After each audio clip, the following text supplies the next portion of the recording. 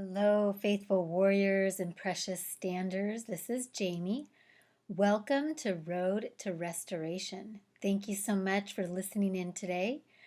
I wanted to share with you a word from the Lord about fighting the good fight of faith. In 1 Timothy 6:12, we see here that Paul is writing a letter to Timothy who was serving the church in Ephesus. And Paul writes to Timothy, fight the good fight of faith. I want to dive into that verse a little bit today and talk about why that applies to us today, especially in our journey of standing for our marriage and believing in restoration. Why do we need to fight the good fight of faith? And what is the good fight of faith? So those are some things that I want to explore with you today and hopefully give you some encouragement and give you something real solid to hold on to during these challenging times. We wouldn't have to fight the good fight of faith if we didn't have an adversary, an enemy, a force against us that wants us to be defeated and doesn't want us to succeed. To fight the good fight of faith means that we abide in the Word by faith above anything that we see, anything that we feel, anything that our spouse may say to us, or even friends, family, pastors may say to us that isn't in complete alignment with the Word of God.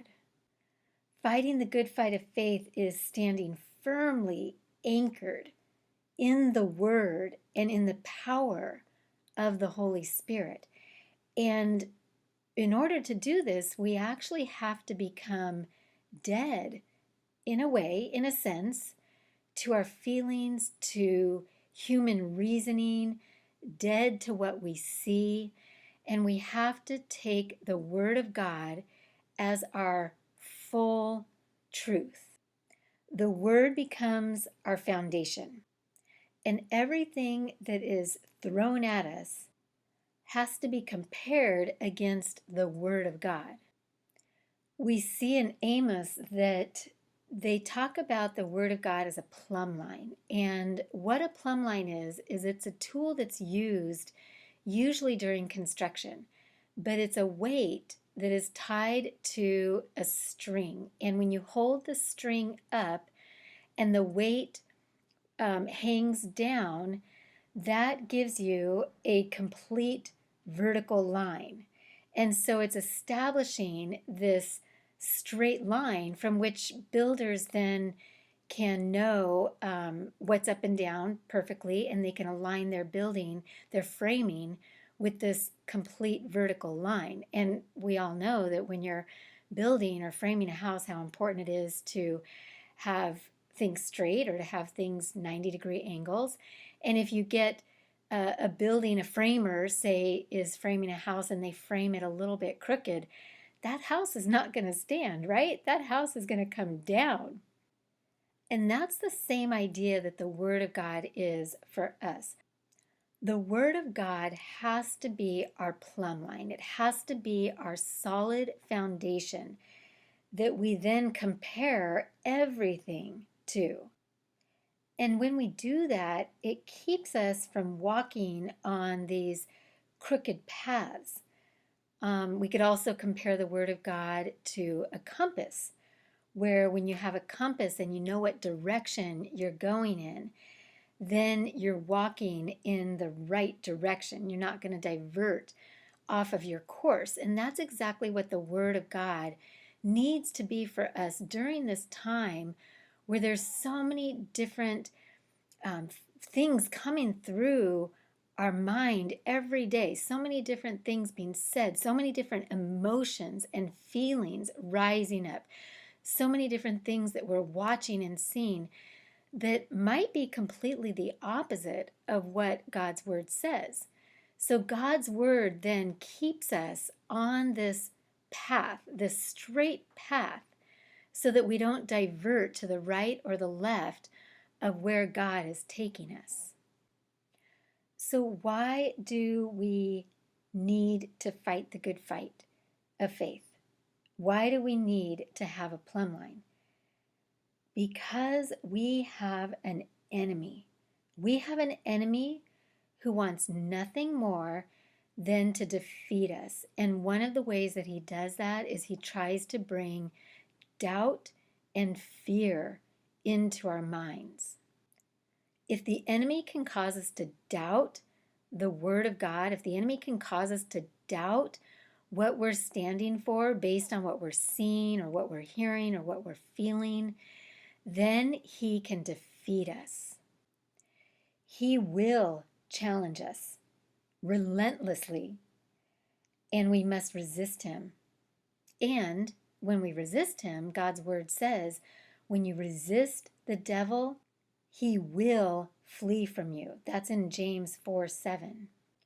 Faithful warriors, when you decided to stand for your marriage, when you decided to stand for God's perfect will, you immediately became a target for the enemy. And the Christian life in general is a struggle against evil, but I think even more so when you become a stander, you become even more of a target. And the enemy wants nothing more than to defeat you because he hates Christian marriages. He hates testimonies of victory. He hates it when God does miracles in our lives. And that's essentially what we're standing for, right? We're standing for victory. We're standing for a testimony. We're standing for that miracle. And the enemy hates that. So he will open fire on you. And he'll hold nothing back to try to get you to doubt, to fear, to give up, to quit. He'll try to get you to place what you see and feel above God's word. And that's where we have to be really careful, is that we don't get those things out of order. Because if we put our feelings and our emotions and what was said to us, what was done to us, if we put those things ahead of God's word, then it's almost impossible to fight this good fight of faith. So please, faithful warriors and precious standers, please do not stand on your feelings. Feelings are fickle. Feelings will mislead you. Please don't stand on your feelings. Don't stand on what you see, but only stand on the word of God. Let this be your rock. Let this be your solid foundation that is immovable and that will not mislead you. So we see throughout the gospel how the word of God is talked about as our ultimate truth. The word is our ultimate truth. The word is our plumb line. The word is our compass. In 2 Samuel 7:28, it says, "Now, O Lord God, you are God and your words are truth."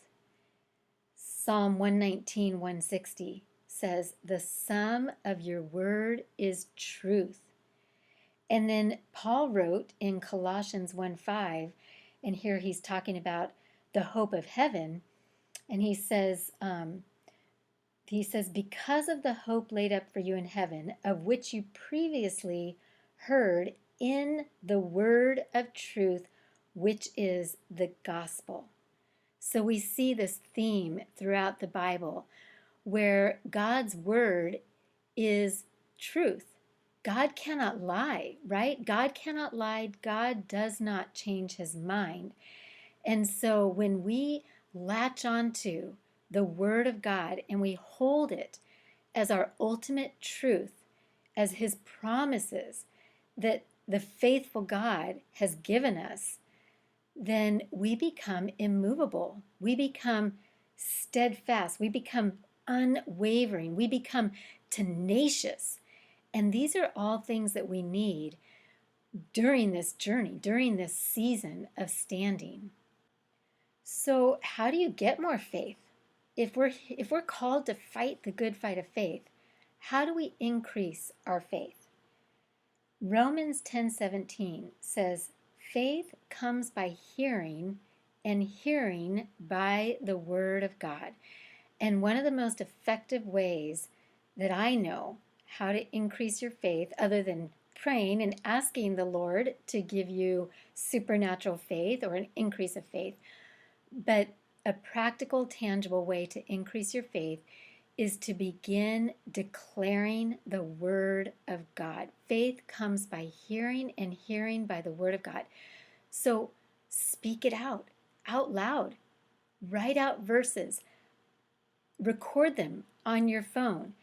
Put them on 3x5 cards. Post them in your car, on your bathroom mirror, on your refrigerator. Any chance you get, keep them in your back pocket. Any chance you get, pull out the Word of God. Speak the Word of God. Say the Word of God.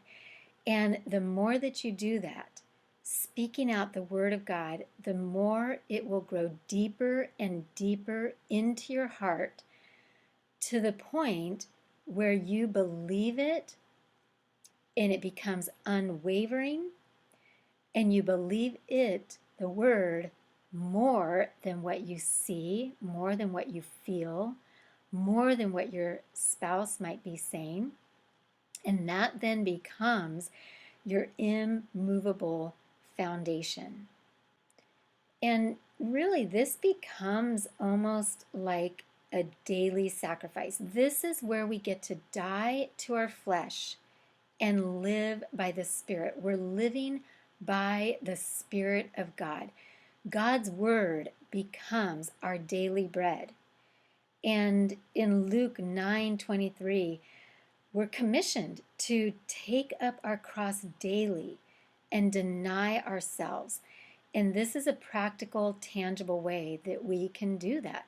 When we're continuously speaking out the Word, standing on the Word, using the Word as our foundation, our ultimate truth, fighting the good fight of faith, then we become immovable. And remember that the enemy wants nothing more than to snatch our truth, to snatch our faith, to sow seeds of doubt and fear, and to stir up those emotions that are so easy to let supersede the Word of God. But we can't do that. We can't do that. We have to die to our flesh. We have to take up our cross daily and deny ourselves. We have to fight the good fight of faith and stay walking on the path of truth. I just want to pray for us real quick. Father God, thank you for every person listening today.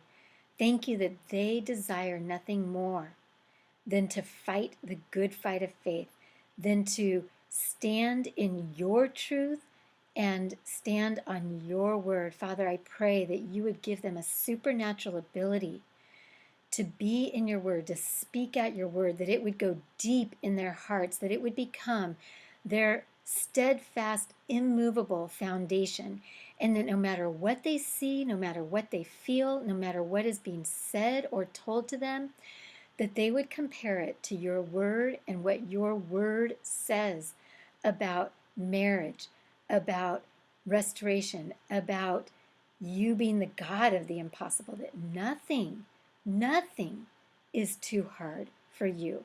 So God, help us to always go back to your word, that your word would be our truth. I declare, decree, and release this in the power, in the might, in the authority, and in the blood of Jesus. In Jesus' name, amen. Thank you so much for joining me today. I hope you're feeling encouraged. I hope you cling to the word, that you declare the word, that you speak the word, that it goes deep into your heart. Please like and subscribe to my channel. Please share it. I'd so appreciate it. And remember, I love you. I'm praying for you. Stand strong. Keep fighting and do not quit, because God can and will restore your marriage. Bye-bye.